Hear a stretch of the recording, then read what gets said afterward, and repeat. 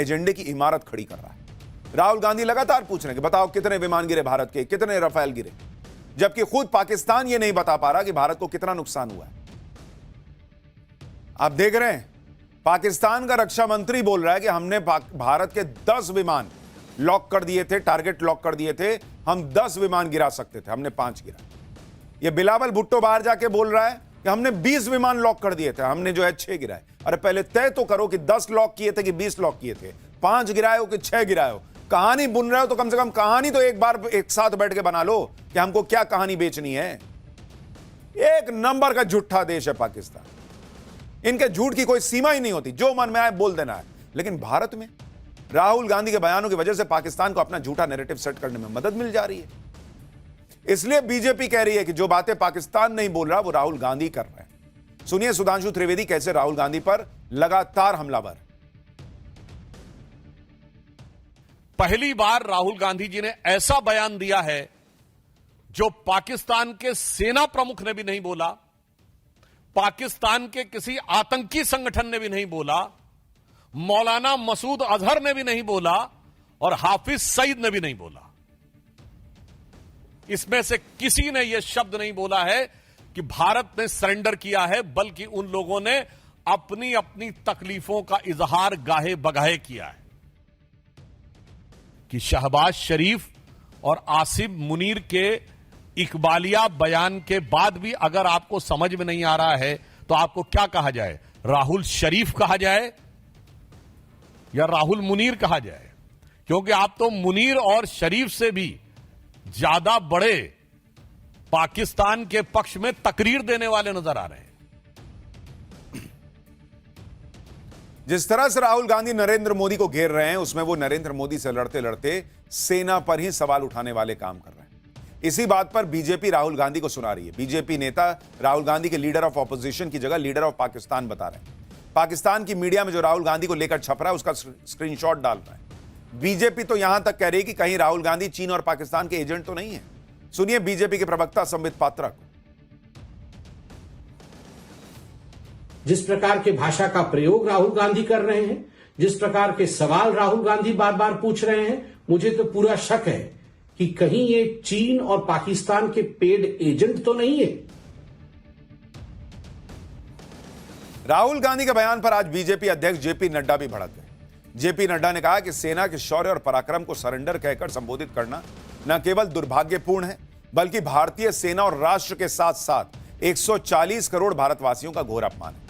अगर कोई पाकिस्तानी भी ऐसा कहता तो हम उस पर हंसते, लेकिन राहुल गांधी ऐसा बोल रहे हैं, यह देशद्रोह से कम नहीं।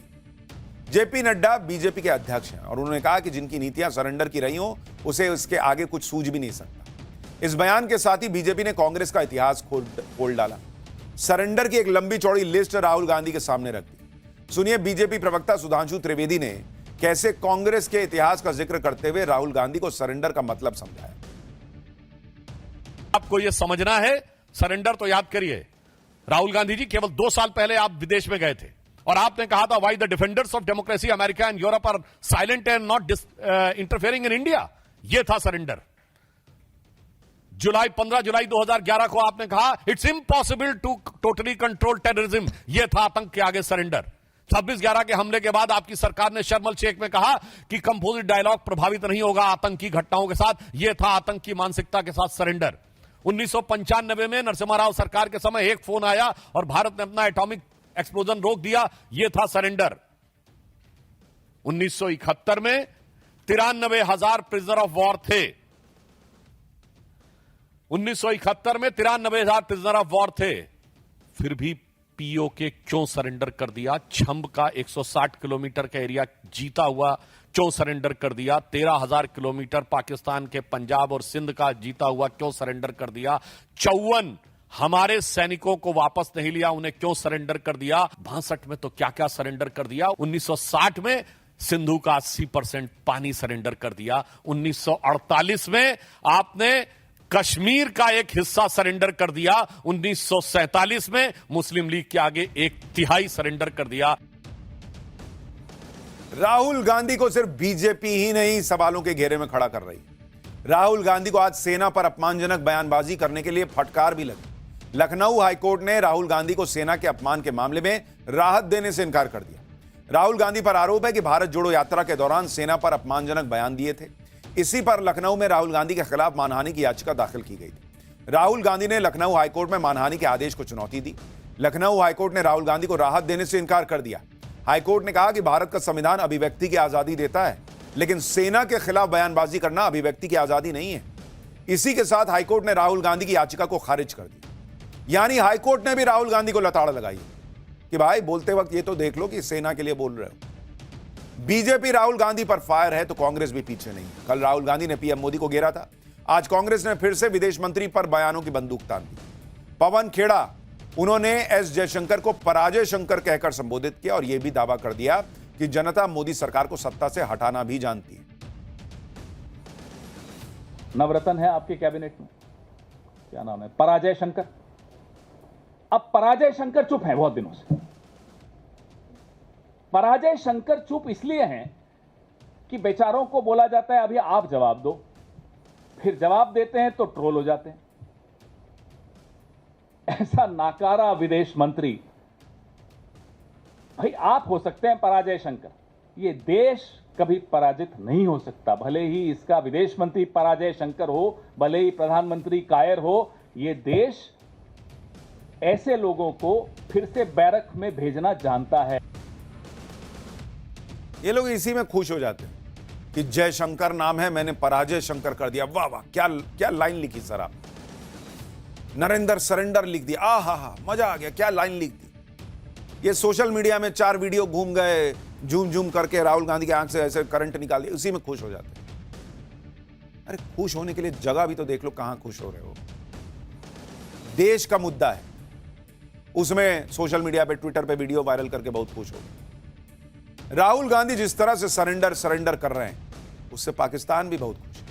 अब तो पाकिस्तान की मीडिया में यह भी कहा जा रहा है कि कांग्रेस आधा सच बोल रही है। 1962 में नेहरू ने भी चीन के सामने सरेंडर किया था।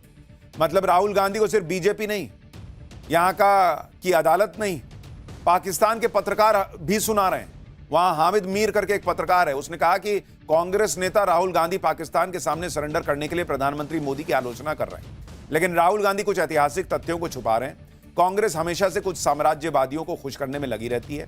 1962 में चीन के खिलाफ युद्ध के समय नेहरू ने अमेरिका से मदद मांगी थी। नेहरू ने भी चीन के सामने सरेंडर कर दिया। अब बताइए, वो आपके मजे भी ले रहे हैं, आपके बयानों का मजा ले रहे हैं, भारत को घेर रहे हैं और आपकी बेइज्जती भी कर दे रहे हैं। इधर राहुल गांधी अपनी राजनीति करने में लगे हैं, उधर पीएम मोदी इन सब से दूर अपने काम में जुटे हैं। आज पीएम मोदी ने गृह मंत्री अमित शाह और रक्षा मंत्री राजनाथ सिंह से मुलाकात की। विदेश मंत्री एस जयशंकर और सीडीएस जनरल अनिल चौहान भी पीएम मोदी से मिले हैं। इसके अलावा ऑपरेशन सिंदूर के बाद आज मंत्री परिषद की भी पहली बैठक हुई है। In back to back meetings में ऑपरेशन सिंदूर पर भी चर्चा हुई होगी। इधर पीएम मोदी को भी कोई भी बड़ी मीटिंग करते हैं, उधर पाकिस्तान में टेंशन बढ़ जाती है कि कहीं ऑपरेशन सिंदूर पार्ट 2 ना लॉन्च हो जाए। लेकिन नरेंद्र मोदी ऑपरेशन सिंदूर पार्ट 2 लॉन्च करने के पहले पाकिस्तान की और उसके इकोसिस्टम की कमर भी तोड़ते जा रहे हैं।